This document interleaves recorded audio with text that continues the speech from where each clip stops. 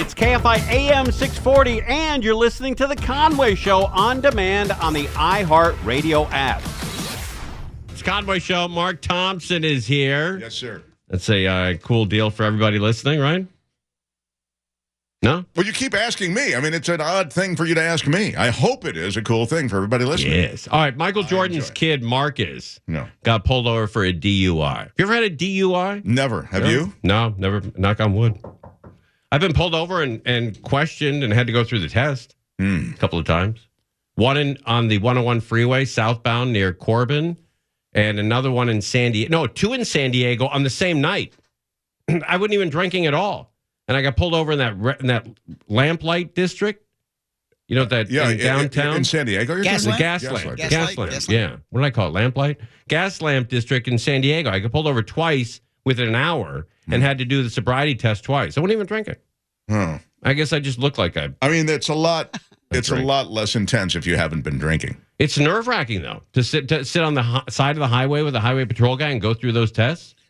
I've had, I'm going to say maybe 4 in my life. And the 3 I remember were that pencil thing where he asks you to follow the pencil. He's still sitting there, okay? And he goes, follow the pencil with your eyes. Don't turn your head. And I'm thinking, am I doing this right? Am I not supposed, am I supposed to? It's weird. Like to this moment, I don't know what they're looking for. Are they looking for your eyes not following I it? don't know. Yeah. I don't know what they're looking at. Anyway, 3 of those, and then one of the one you're talking about, which is where you get out of the car and you walk the line or whatever. Oh, I didn't have to walk the line. I don't know if I walked the line, but he definitely got me out of the car once. I remember I was in a black tie. I'd just come from a charity event. Oh, wow. And it was coming up to 5, I think. He stopped me, or the 405. Anyway, I remember saying to him, I said these words. I said, do I seem inebriated to you or something? I'm wondering why this is happening. I'm worried that, and he said, no, just checking it out. And he was like running my license and stuff. And then he let me go. Did he give you a ticket? No, he let me go. Yeah, I didn't get a ticket either. No. How do you know what I know what it's doing. I had a taillight out. And that's what I got pulled over for. They said, have you been drinking? I said, no. And he said, I said, well, like from when? I mean, like last week. Well, wait a minute. Yeah. And he goes, okay, we're going to do a field sobriety test. I'm like, hell. But I wasn't even drinking at all. Yeah. So I skated. When you're not drinking, you get pulled over. Man, you feel like you're the king. That's what I'm saying. It's a lot easier when you haven't been drinking. But right. Yeah. When you're drinking, though. Ooh. But it does. Last thing I'll just say, it does play on your general. Even if you haven't been drinking, interacting with a police officer is, maybe he'll misinterpret some movement. Maybe I'll trip. I don't know. Right. But that's the difference between being old and young. When you're young, you're afraid of getting pulled over. When you're old, you're pissed that you're getting pulled over. Like my grandfather, when he got pulled over, he was angry as hell. These sons of, mother, God, That's right. My shoes are older than you are. What do you need? I wrote, the speed limit on the street? I wrote the speed limit on the street. All right, more with Michael Jordan's kid, Marcus, got pulled over for a DUI. It's a big story in Chicago. Now, he eventually was booked for possession of cocaine and resisting arrest. The report also says he was cited for DUI. What a night. Drinking, coke, strip bars, Lamborghini. Guy's got it made. Guy's hitting it out of the park. Officers noted in that report that he was so intoxicated that he sang in the back of the patrol car on the way to the DUI center. He sang the whole way to jail. Sang. Just singing songs the whole way. When he later was tested for DUI for being drunk behind the wheel. We are continuing to follow this story, but for now, reporting in Maitland. The singing thing isn't part of the sobriety test, maybe? I don't know. They go, hey, can you sing us the following song? Don't drop any lyrics.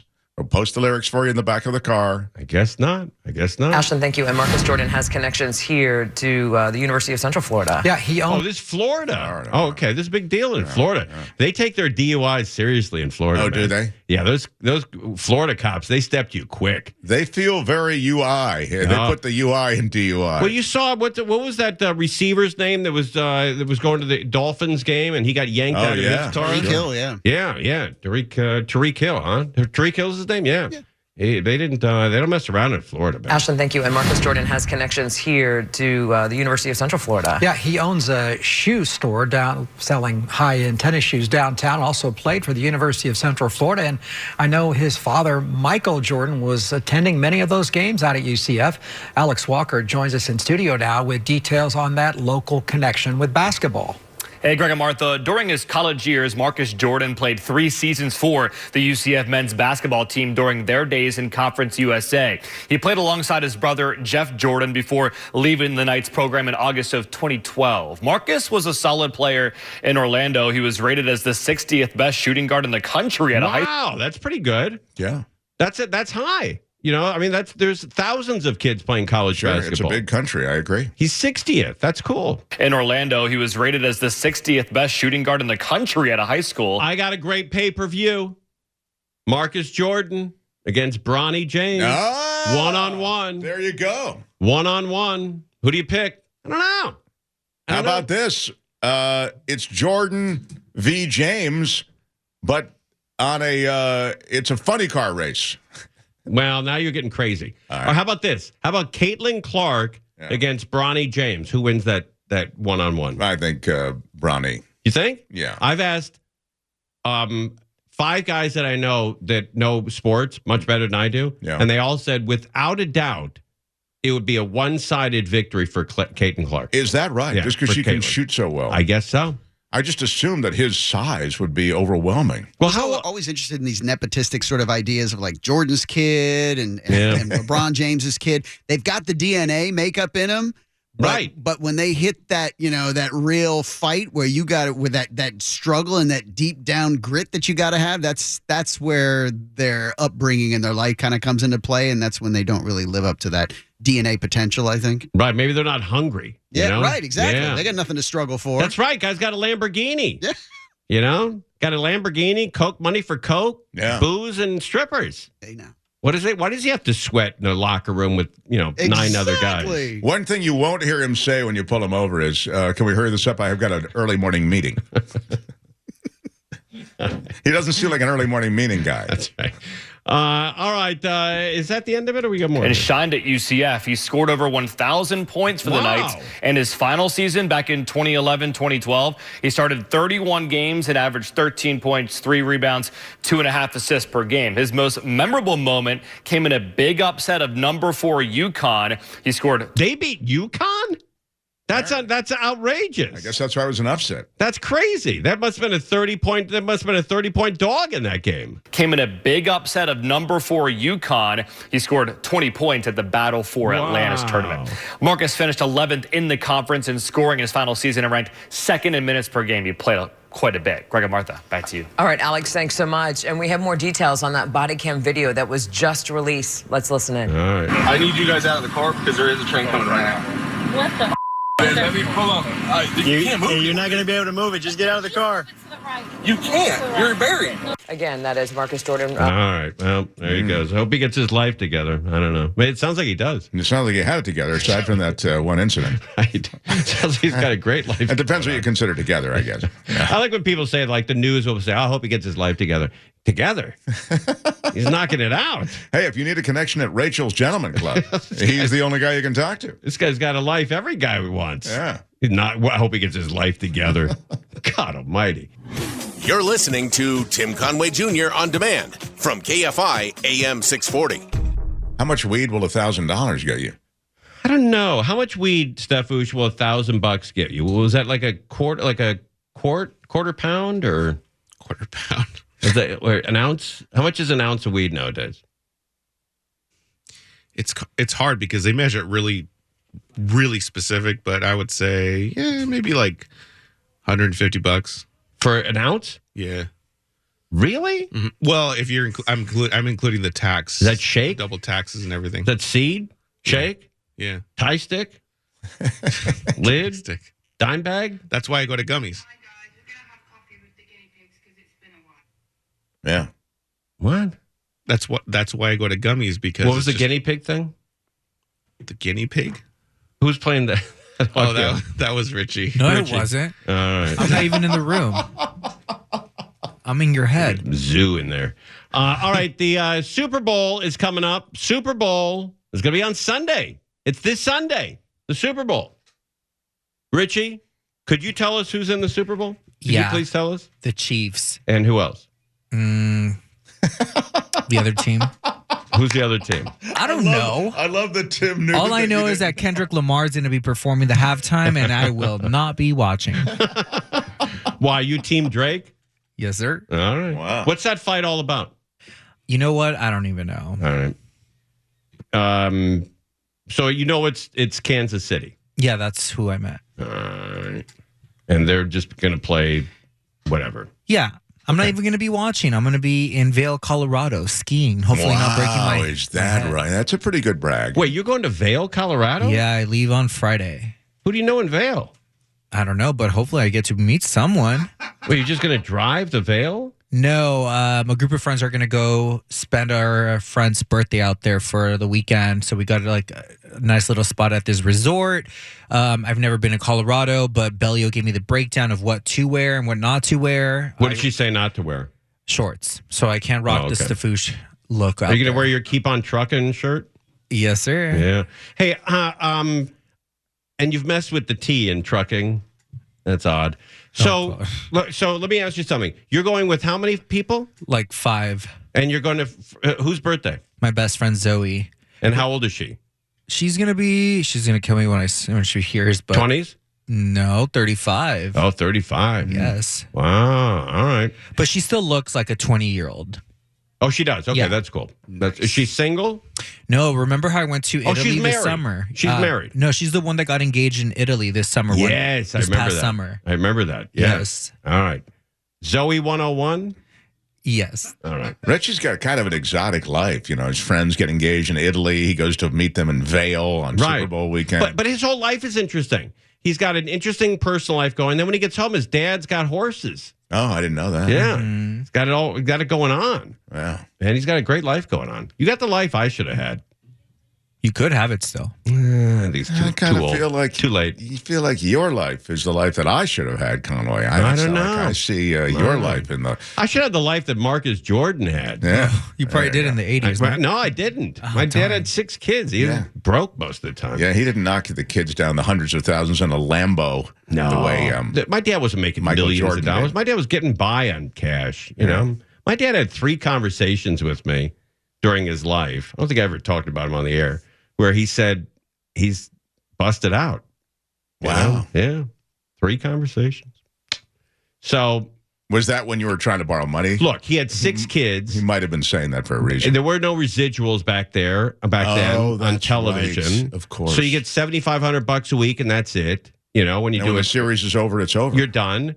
And he was betting with both hands at Santa Anita. You know? I see, yeah. So what do you expect, right? Got to live the life. Got to live the way you should live. You know, sure. Don't leave it for your kids. Go to take it to Santa Anita. Enjoy yourself. I think he also is. It's weird because he's a Hall of Fame entertainer, and for that reason, we just assume that he is incredibly wealthy. Well, here, let me tell you a quick story. Somebody said to me today.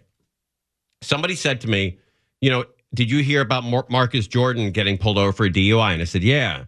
And they said to me, well, isn't it, it's probably a bummer to have a famous dad because when you get pulled over, do anything like that the whole world gets, knows what's going on.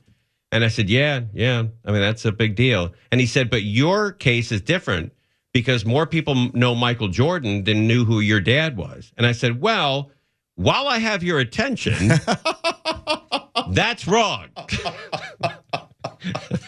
You know what a Q score is?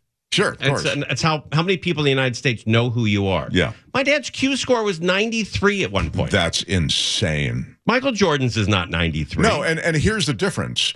When Tim Conway, your father, was coming up, there were 3 networks. Right. And there were ABC, CBS, and NBC. That was it. If you were on any of them, you, over any kind of period of time, you got to be well known. And if you were a star entertainer, that is to say insanely funny, as your dad was, and he even was outside of the sitcom he was, et cetera, you then really punched through. He was so well known. Buddy, I used to go to Disneyland with him, and he used to wear a hat so no one would recognize him.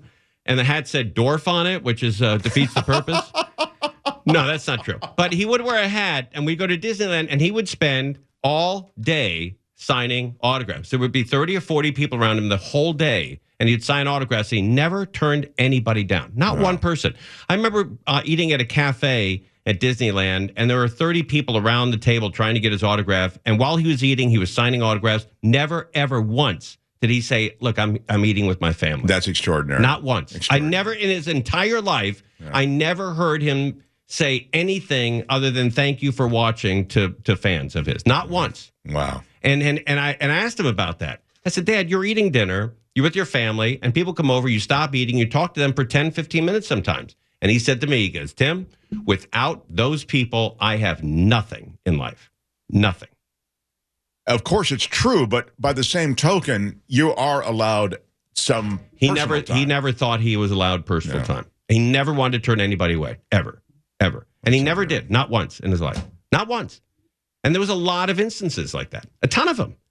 Never once did he say, "I'm busy right now," or "I can't do it," or not once. What's the Paul Newman story? You know the Paul Newman story. He used to be very much like your father was. He'd sign everybody's autograph, and he was I don't know that story. And he finally one day, because he had a rule, no autographs. I don't sign autographs. Is that right? I didn't know that. Yet he started like your dad, where he signed everybody's autograph. Wow. He signed his autograph to everybody. But he was in the men's room. And he is at the urinal, and the guy comes right up next to him at the urinal and starts using the urinal. And he looks over and he goes, "Hey, Paul Newman." Okay, hold that thought. When we come back, Mark's going to finish the story. That's great. I want to hear this story. That is awesome.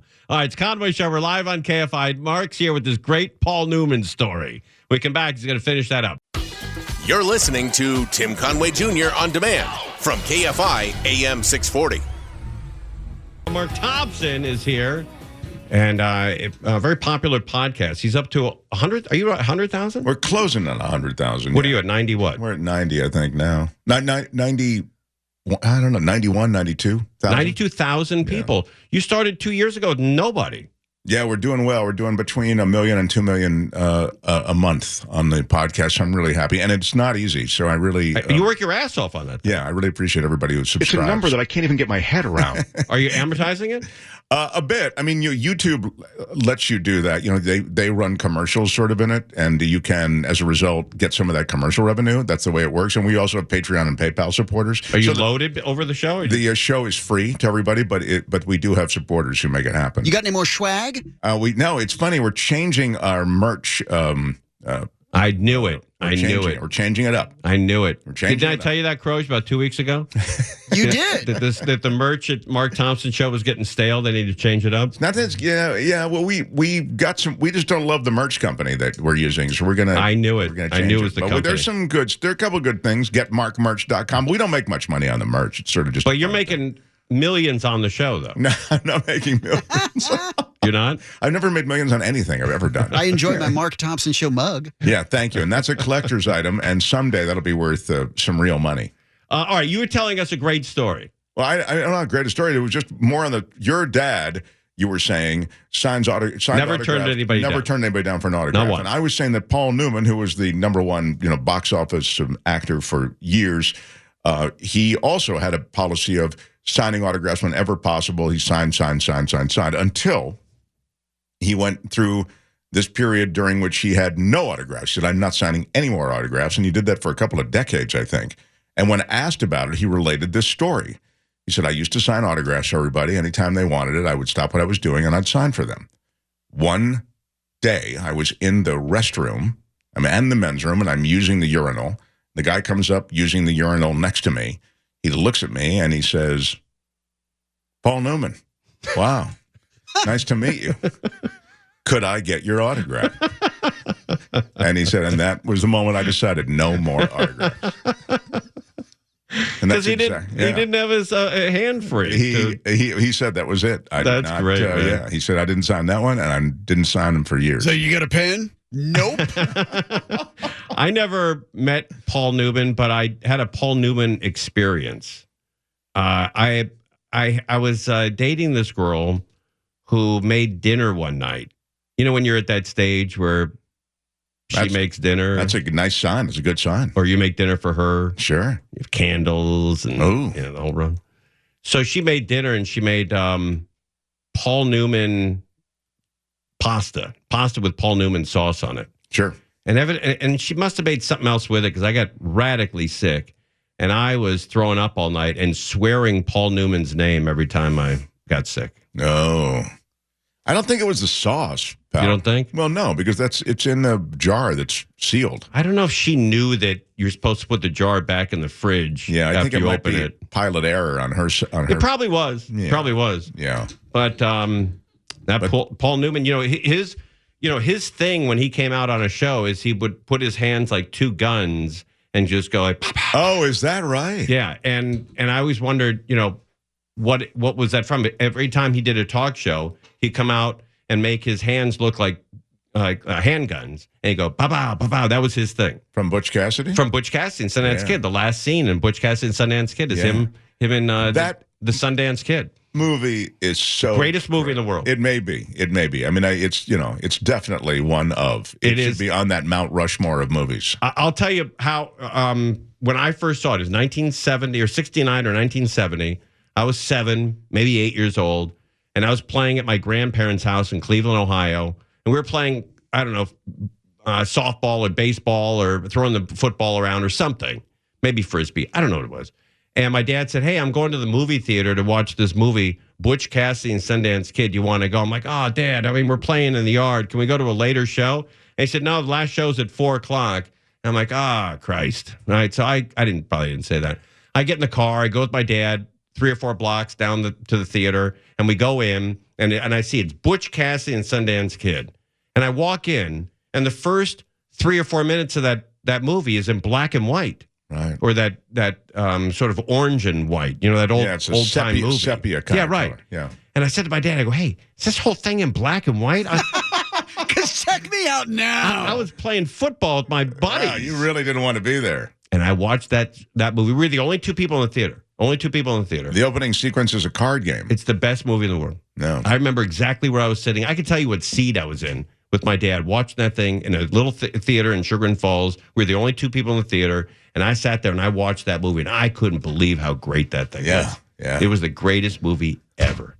Ever. Did you see it in the theaters first time? I think so. Must have, yeah. Got to see that movie in the theaters. Yeah. But the whole thing with the music, the raindrops keep falling on my head, the chase scenes, the great one-liners in that movie. Yeah. Who are these guys? Who are these guys? Who are these guys? Yeah. It's a great line. And then, of course, where he says, "I can't swim." And Paul Newman rocks back in laughter, and he says, "The fall will probably kill you." Have you ever seen a Crows? You see Butch Cassidy? Indeed. Yeah, that's a great movie. And I'm like you with the black and white aspect. I used to think as a kid that, did they not have enough money to make it color? to like movie snobs. That's it. Like, where are the colored photos? They drop him in Argentina or something in the middle of nowhere, and he it was Sundance who says to him,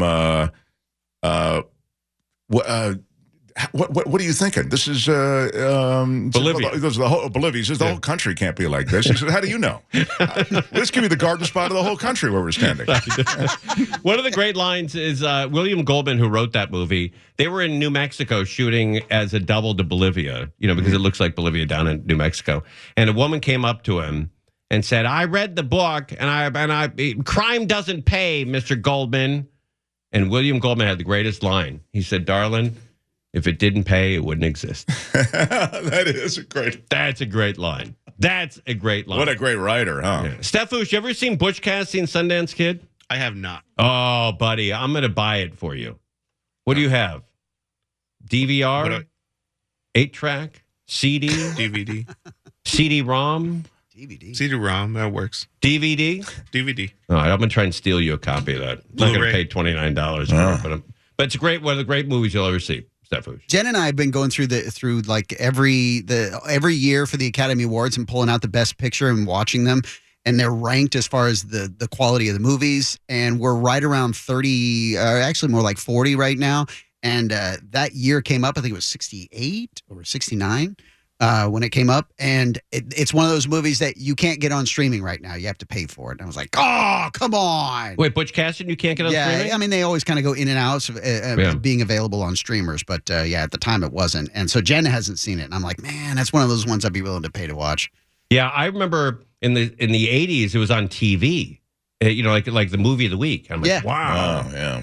Yeah, that was a great movie. Bellio, did you ever see Butch Cassidy and Sundance Kid? Oh, I love that movie. Oh yeah, you would be like the girl in it, the woman, the love interest. Catherine Ross. Yeah, yes, that's right, man. Thank you. I take that as a huge compliment. Who did she end up with? Who did she marry? Who did Catherine Ross marry? Another star. Bill Cosby, wasn't it? Another movie star. I know. I think no, that's wrong. Who? I was going to say Ryan O'Neal, but that's wrong. I'm pretty sure it's Sam Elliott. Yeah. Wow. Right. Angel, you ever see that movie Butch Cassidy and Sundance Kid?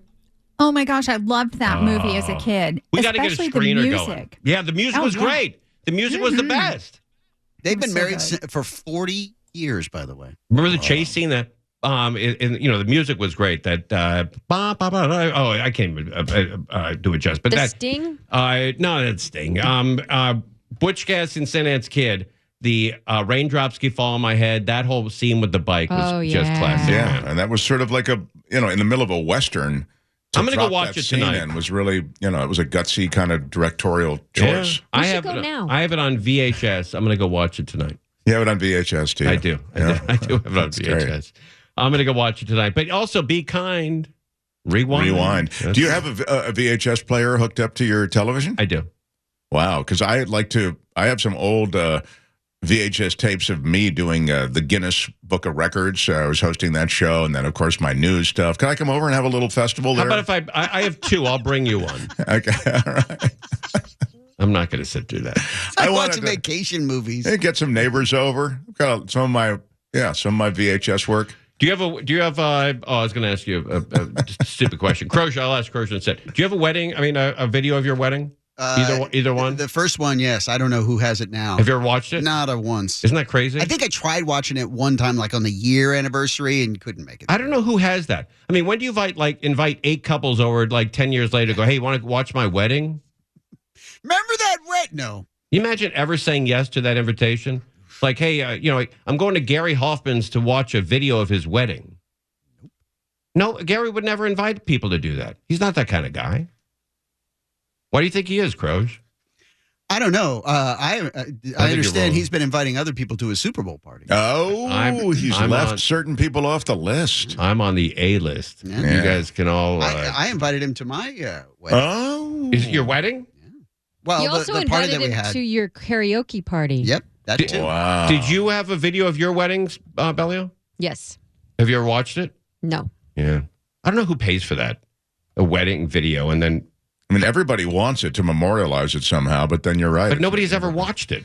I used to break out the wedding $3,000. The album, the wedding video from my sister's wedding because it was controversial. My remarks, my toast was controversial. Oh, really? And when my dad would come out to the West Coast, he thought that I'd made inappropriate remarks at my sister's in the toast, and I used to play it for other people with my dad in the room. I'd have friends over and I go, now you tell me because maybe this is inappropriate, and I'd play it for them. And then, so we'd play it over and over, and we'd I know. And you don't have to dump that. No, why'd you dump that? You don't. You should dump that. Wait, you can't say that word on the air? It's just not cool. Why? It's not. You can't say the word? It's not very nice. It's not. Oh, it's my just, God. It's crude. You know, I work with, crude. You know what? Let's just go do sports scores. Right. You know, who's playing tonight? We'll do NBA scores. All right, we'll do NBA scores. You're listening to Tim Conway Jr. On Demand from KFI AM 640. And B.J. Thomas. B.J. Stan. It is guessable. It's a guessable couple of names. Think South, think South, think South. Southern athletes have these names. What's the what are the initials? B.J. Thomas is his name. Oh, it stands for... Oh, come on, man. I understand you dumping that one, I guess. Billy Joe. Okay. Billy Joe Thomas. All right, Billy Joe. Yeah. Oh, I guess I was wrong. B.J. Thomas, yeah. What a great song. Mm. I'll bet you that song is probably one of the most famous songs in the history of music. No. I'll bet you it is. You know what another great song I bet is in the history of music, one of the most popular songs? Killing Me Softly. Oh, sure, yeah. In the history of music? I wonder what the top, I'm going to look this up real quick. Also was, Killing Me Softly was remixed and, used and reused, so it sort of had a life past its initial life, didn't it? Yeah, oh yeah. Everybody wanted to copy it. Yeah. All right, so according to AI, the most popular songs in the history of the world. I got the top 10 here. You want to know the top 10? Sure. All right, Rolling Stone is pretty good at rating songs. Okay. Rolling Stone's 500 greatest songs of all time. Are these just songs that they artistically feel are the best, or are they the best selling? I don't know. Okay. Here we go. All right, here we go. Number 10, Ray Charles. What did I say? Sure. Ray Charles? Yeah. What did I say? Right. It's a great song. Yeah. Nirvana. Smells Like Teen Spirit. Of course. That's a great song, too. Yeah, that's a great song. Number 8, The Beatles. What Beatles song you think is in the top 10? Hey Jude. Oh, of course. Number 7, Chuck Berry. Johnny Be Good. No. Number 6, The Beach Boys. Good Vibrations. Mm-hmm. Number 5, Aretha Franklin. RESPECT. Sure. Respect. Number 4, Marvin Gaye. What's going on? Oh, yes. What's going on? Number 3, John Lennon. Imagine. Oh, yes. Number 2, the Rolling Stones. I can't get no satisfaction. And when we come back, the number 1 song of all time. You're really going to make us wait. I got it. We'll play it for you when we come back as well. It's Conway Show. Thompson's here on KFI AM 640. Conway Show on demand on the iHeartRadio app. Now, you can always hear us live on KFI AM 640, 4 to 7 p.m. Monday through Friday, and anytime on demand on the iHeartRadio app.